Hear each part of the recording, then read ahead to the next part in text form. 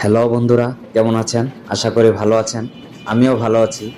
আজকে আমার ভালো লাগাটা একটু বেশি কাজ করছে, কারণ অনেক দিনের একটা আজব ইচ্ছা আজকে পূরণ করতে যাচ্ছি। ইচ্ছাটি হলো একটি ট্রেন জার্নি। আসলে ট্রেন জার্নিটাও একটা অদ্ভুত ট্রেন জার্নি। যেই ট্রেনটি দেখতে পাচ্ছেন, এই ট্রেনটির নাম রমনা লোকাল ট্রেন। এটি পার্বতীপুর থেকে কুড়িগ্রাম হয়ে চিলমারি পর্যন্ত চলাচল করে। আমরা উঠেছি চিলমারি থেকে, উদ্দেশ্য কুড়িগ্রাম। এই ট্রেনের বিশেষত্ব হলো এটি একটি ধীর গতির ট্রেন, যার সর্বোচ্চ গতি থাকে ঘন্টায় 20 কিলো বা তারও কম। এই রেল লাইনটি দীর্ঘদিন বন্ধ ছিল, আর বন্ধ থাকার ফলে রেল লাইনের পাশ দিয়ে অনেক বসতি গড়ে উঠেছে। এই ট্রেনটি দিয়ে যখন চলাচল করবেন, তখন মনে হবে যে আমরা কোনো বাড়ির উঠানের উপর দিয়ে ছুটে চলছি।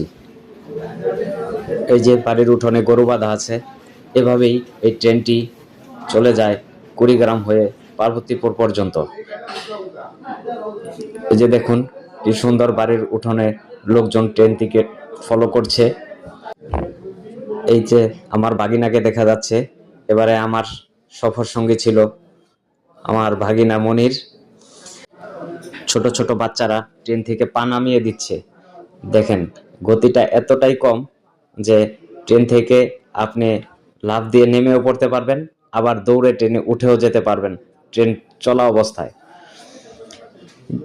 গ্রামের দৃশ্য দেখেন, বাড়ির উঠোনের উপর দিয়ে ট্রেন ছুটে চলছে। বাড়ি ঘরগুলো রাস্তার কতটা ক্লোজ। আর এরকম একটা অভিজ্ঞতা নেওয়ার জন্যই দীর্ঘদিন ধরে অপেক্ষায় ছিলাম।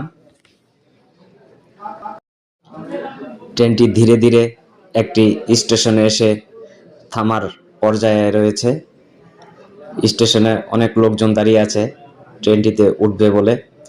এই ট্রেনটি আসলে এই লাইনের একটি গুরুত্ব বহন করে। চিলমারি বন্দর থেকে বহু লোক কুড়িগ্রাম বা রংপুরের দিকে যাতায়াতের জন্য এই ট্রেনটি তাদের খুবই উপকারে আসে। যে কারণে দীর্ঘদিন বন্ধ থাকার পরেও এই ট্রেনটি আবার চালু করা হয়েছে।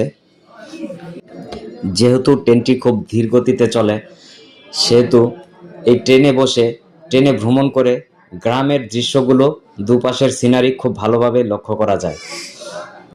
আবারও বাড়ির উঠোনের উপর দিয়ে ছুটছে ট্রেন, আর বাড়ির লোকজন ও শিশু বাচ্চারা ট্রেনটিকে দেখছে, ট্রেনের লোকজনকে হাত নাড়িয়ে টাটা দিচ্ছে।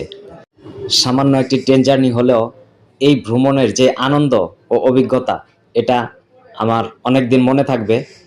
এই দারুণ অভিজ্ঞতার গল্প এখানেই শেষ করলাম। আল্লাহ হাফেজ, ভালো থাকবেন।